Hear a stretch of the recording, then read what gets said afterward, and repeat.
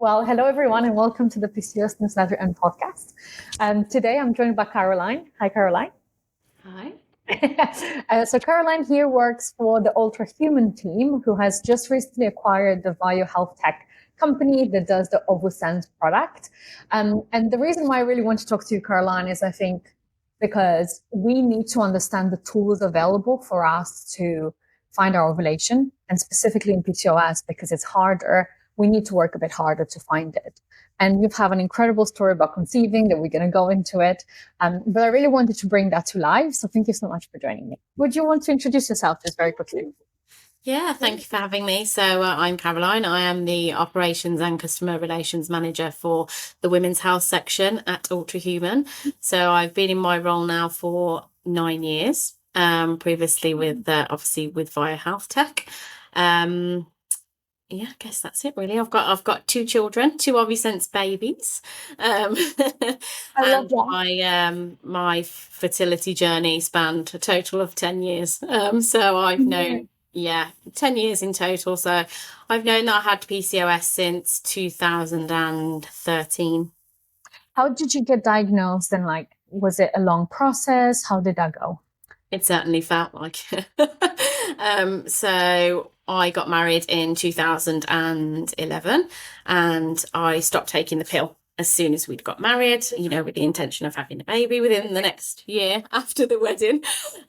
Didn't work out like that. So we were trying for around 2 years, and it just wasn't happening. And I just got to the point where I thought something's not right here.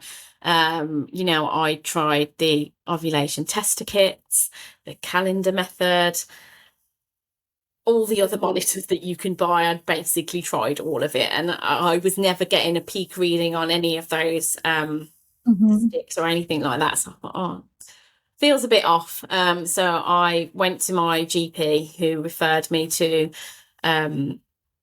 my local hospital. I had some blood tests first. So I was referred to my GP, had some blood tests, which all come back normal, which I thought was a bit unusual. So the reason, for that reason, he referred me then on to the hospital. And in the meantime, we paid to see a private specialist, in the hopes of conceiving quicker, because we thought, rather than being on the waiting list, we thought, maybe if we pay, we can, get access to quicker treatment. And the result of that was I came out and cried in the car park because it was just really disappointing, because they just told me that I needed to lose weight. Now, I know lots of women that that listen to your podcast will have experienced the same, and it's the most frustrating experience, because you've got a condition that makes it really hard for you to lose weight, and you're being told that. So I'd been trying to lose weight anyway, so then for that just to be reiterated to me, it was like, you need to lose weight, you need to get your BMI under 35, come back, and then we'll refer you for IVF. So that was that was not a great experience. So you were not diagnosed at that point. They just told you to lose weight. So they did not diagnose you PCOS. They just told me to lose weight. Yeah. So they didn't even go and do the extra test. They just assumed it was just down to weight. Yeah. Wow. Yeah. So I'd in the meantime, obviously I was still on the waiting list for the NHS. So had an ultrasound scan, which then diagnosed me with PCOS. So that then made it a little bit easier to, go forward with the NHS. Had my first appointment. Again, I was told that I needed to lose weight if I wanted any ovulation induction drugs. So went away, tried to do that.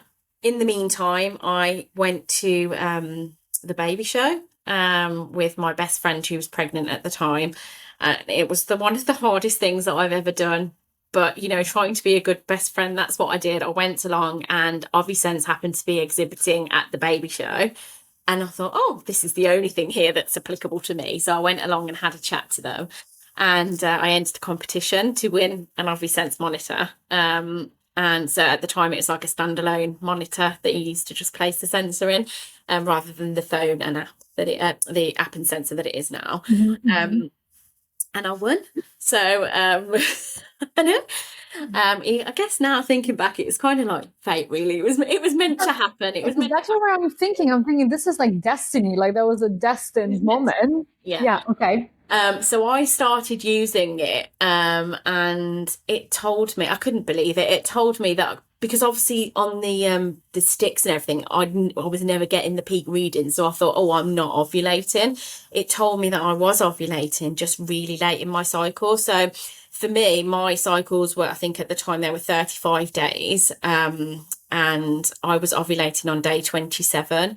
So my luteal phase was really short. So I was never, ever going to conceive without having access to some ovulation induction drugs, to move it forward a bit. So Sorry, just for the audience, can you explain a bit what OvuSense is, just so for everyone that has not actually familiar with the product? What does it do? How does it work? And So OvuSense is a cycle tracking app, and it comes with a sensor, an OvuCore sensor. Actually, I'm on here to show you. I wanted to show you. This is the sensor. Yeah, it's not too big, just a little bit, maybe the same size as a tampon, maybe slightly wider. And that goes in your vagina, right? In your vagina, yeah, overnight. So you don't wear it whilst you're bleeding or spotting. So you create a new cycle, wait until your bleeding's finished, and then you insert the sensor every night, take it out in the morning, wash it, and then download the data to your phone. And then each day it will give you a data point, which is an average of the temp. It takes hundreds of temperature readings every 5 minutes overnight whilst you're asleep, and then it collects them all together and then gives you a single average data point that will then be plotted on your chart. So you keep wearing it every day, and it updates in real time. So it will give you, based on the data that's input into the app, it will give you a prediction that you're about to ovulate in the next 24 hours. So you know that it's the right time to try. So then you keep trying and keep wearing the sensor until you get confirmation of ovulation or your next period arrives. So OvuSense will also tell you if you don't ovulate in the cycle. So it doesn't just tell you if you do, it tells you if you don't. It confirms with 99% accuracy, so which is the gold standard. It was awarded the gold standard in clinical trials, which is the same as ultrasound. So and I think and because I've been doing like a deep dive into this whilst I was trying to get pregnant, and I think it's obviously a lot of people do oral temperature, which is, to be honest, it's a pain to do it, because like just the thought of having to put it in your mouth and it's not as accurate. And obviously you can do the Ultrahuman or Aura or other things on the market that does skin temperature, but it's obviously never going to be as accurate as vaginal temperature, which obviously us, we require that level of temperature. And I think you were telling me before this, it's actually a class 2 medical device, which obviously none of the other things on the market would be. Right. Yeah, it's a class 2 medical device. It's not affected. The beauty of it is, like you say, it's, vaginal temperature. And it is so accurate because it's so close to the core of the body. So it's not affected by external factors like whether you've got a blanket on, if you've got air conditioning in your room, or it's not affected by any of those. And it excludes room temperature as well. So when it's giving you that data point the next day, it's excluded all of those, outliers, that kind of thing. Cool. So that's OvuSense in a nutshell, really. But then you used it, so you kind of saw it at the baby show, and then how long did you use it for, and how quickly did you become pregnant? So ultimately, we'd been trying to conceive for 3.5 years. So when I went back to the hospital the next time, I took OvuSense with me and I showed my consultant and I said, look, I am ovulating, because they were telling me that I wasn't, because I'd had a day 21 progesterone test, which I know a lot of women listening to this will have also had, but they were testing me at the wrong time. And that's also quite common in women with PCOS, because they insist on doing it on day 21. I hadn't even ovulated at the time that they'd tested me, because I wasn't ovulating until day 27. So of course it was going to say that I hadn't ovulated. So they were telling me that I wasn't, and I was saying I am, but it's here, and he could see it clearly. So he knew then what the next step was for me. So I think he'd given me some metformin, which also seems to be the standard. But but he did say to me again, you need to lose weight before we will give you ovulation induction drugs. So I did a very strict diet, and I actually lost 2 stone in 8 weeks, which is absolutely unhealthy, and I wouldn't advise anybody to do it. But I was so desperate at the time. It had been such a long time, spent trying to conceive, that I would have just done anything. And there is no feeling, and I still say this to people now, you cannot describe the feeling of trying to conceive unless you've been through infertility like that. There is no words for it. It's awful. It's heart-wrenching. Each cycle that goes by, it feels like a year. It feels like such a long time waiting for the next cycle to come. And luckily for me, my cycles were regular. So, 35 days, so it's still classed as regular, but some women are 100 days, and so for them just waiting for the next cycle, it's so difficult. But yeah, so I took it along with me. I lost weight, had Clomid, and I conceived on my 3rd cycle of that, with using OvuSense. So I found that I could see that by taking Clomid, so they'd given me 3 rounds, and I could see each month my ovulation day was moving forward.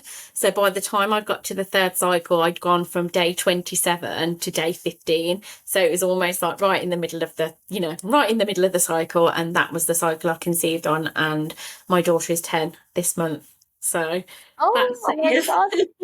So she's 10, yeah. So it was a really long time ago now, but the feeling just never leaves you. So I've also got a son who is 2, and so I experienced secondary infertility. I had a couple of miscarriages after I had my daughter, and it was all down to that luteal phase issue. But trying to have access to progesterone, they just wouldn't prescribe it to me because I was classed as overweight again.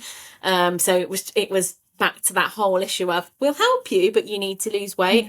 So obviously I was back on that journey again, had a couple of miscarriages, but then they agreed to prescribe it to me on the basis of that I'd had a couple of miscarriages.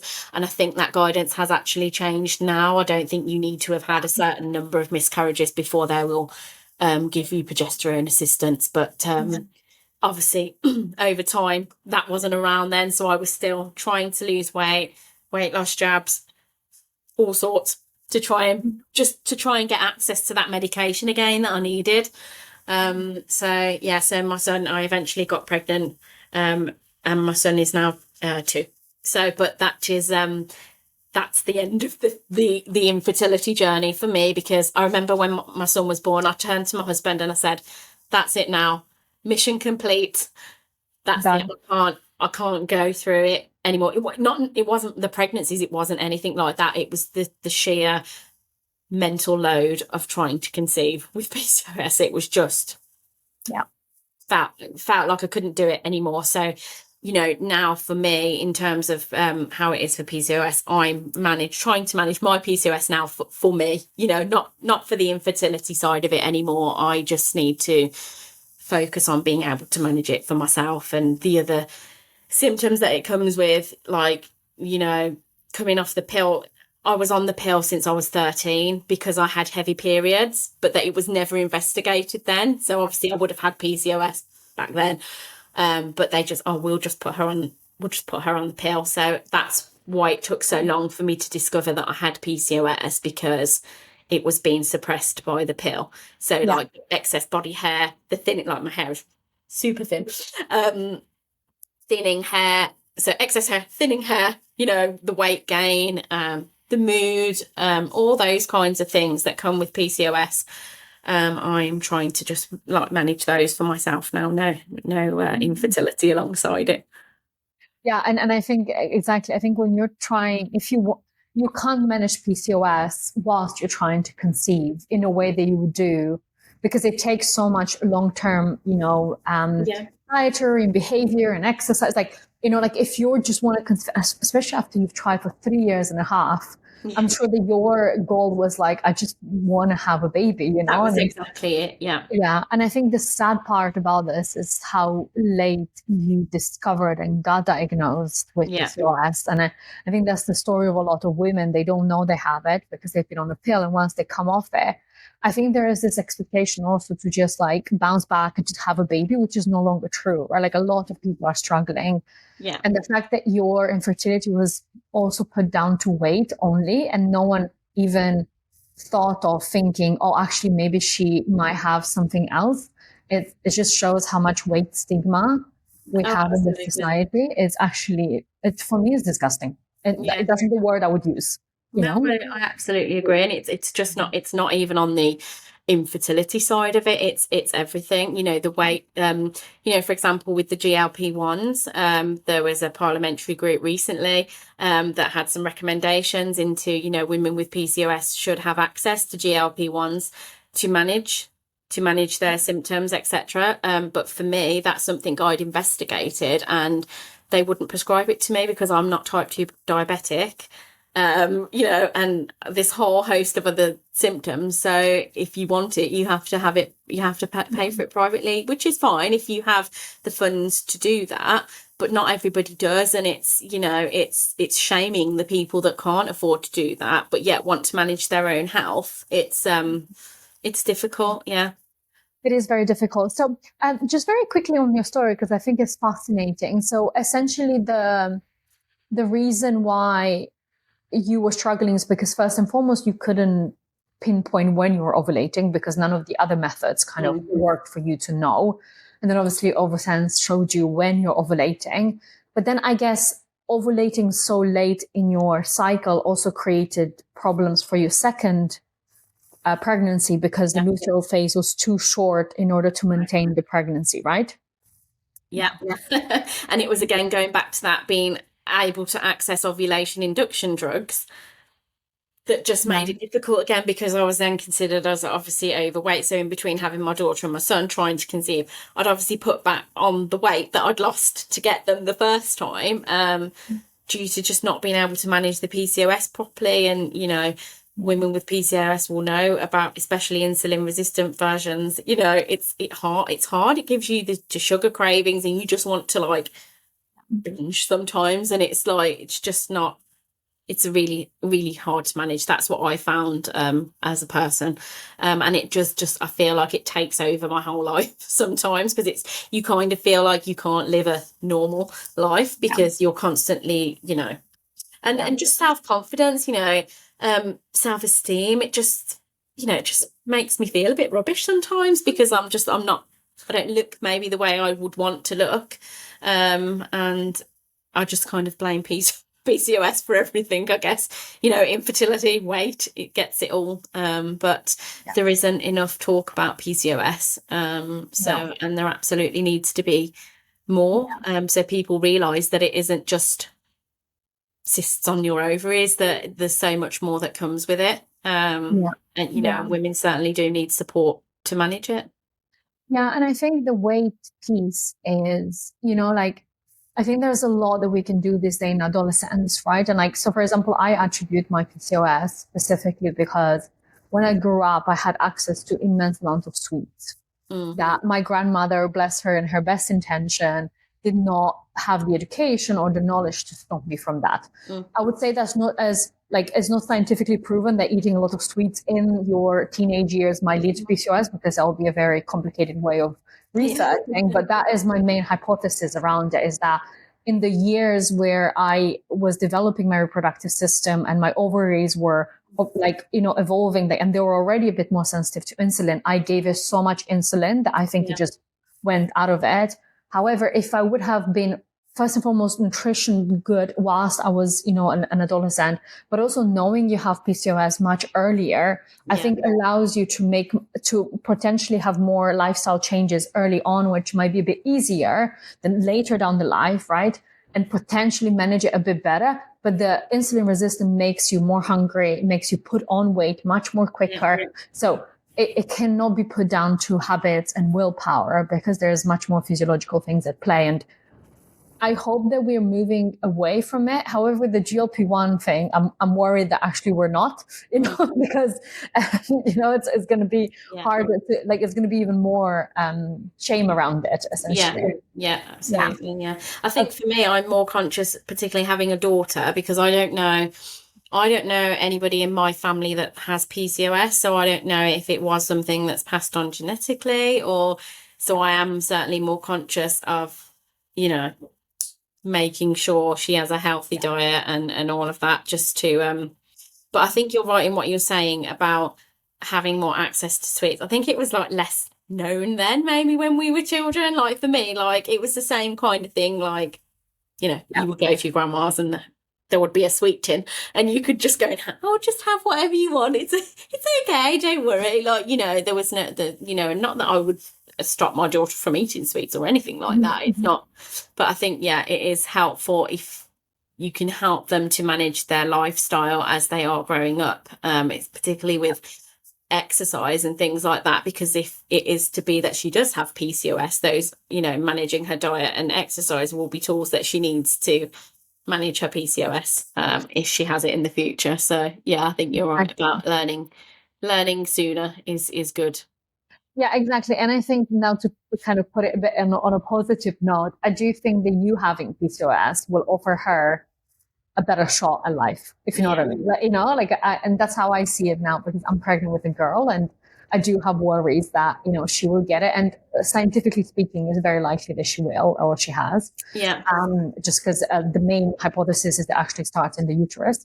But for me now, I feel like I'm equipped with the knowledge and the tools to have her manage it well before. And it's not a given that she will, right? Because lifestyle and exercise is like only a piece of the puzzle when it comes to the treatment, right? So, but I do think that now she will have access to more of these tools like OvuSense, like, strips, like GLP-1s and treatments that can help her at different stages in life where, she might basically have to need it. I mean, for me, so I after I had my daughter, so I used to work for my local police department. I worked there for 12 years, and after I had my daughter, I decided that I wanted to do something to help people like me with PCOS. So that is why I applied for the job with OvuSense. And that's something that's really important to me now, is still just raising awareness of PCOS and helping people that are in the same position as I am, just to make it a little bit easier for them in their lives, So I left my other job to come and work here, and just obviously I'm incredibly passionate about it. So that's essentially destiny. Like, I can't believe that you went, like, obviously in a very vulnerable position to go and listen to all this baby stuff whilst you were, struggling, and then finding the team at OvuSense and then joining them. I think I also have a very spiritual part of myself, and I do believe in that you're put on earth to do something. And if you listen to it, you will be pushed into that path that might help you to do that. So thank you very much for sharing your story. I just want to end on one last question. What's your advice and last words for someone that's currently trying to conceive with PCOS? What do you think they should do, and what's your wish for them? So what I will always say is knowledge is power. That is just, for me, having the knowledge, in my own personal experience, having the knowledge of knowing that I was ovulating but not at the right time, that was key to me in me getting pregnant in the end, because I was then armed with that information. So my advice is get the knowledge as much as you can, find out as much about PCOS as you can, and take that along to your medical appointments, manage it yourself. Not everybody needs to see a doctor if you can, manage it yourself. It may be just that some lifestyle changes are needed, better sleep. And that is one thing that with the Ultrahuman Ring Air now, you can, as well as having the OvuSense technology in there, it tracks your sleep and things like that. So you can see that actually getting better sleep does actually have an effect on your fertility. So all of those things, it might just be small changes like that. So that's my piece of advice, is get the knowledge and go forward from there. Yeah, and be an advocate for your own health. I think that's absolutely a huge one. Unfortunately, we cannot leave our health in the hands of healthcare professionals. And I think that should have never been the case, because we do need to understand our body, and we're in a world where knowledge is there for us to do that. And obviously that's why I write the newsletter every single Sunday, because I believe that the more you understand how your body works and you're in touch with it, the more you can advocate for yourself and find things that would work. And I am excited for this new generation. I'm excited for the new, because we've not experienced the best way of, No, exactly. And I think having knowledge makes it easier for you to advocate for yourself, doesn't it? It makes, if you feel like you're confident in what you're talking about, then you're going to feel confident saying it to a healthcare professional or whoever it is that's, telling you can't do it, or, whatever it is they're saying to you. So definitely get the knowledge. Thank you so much, Caroline. No problem. Take care. Nice to speak to you.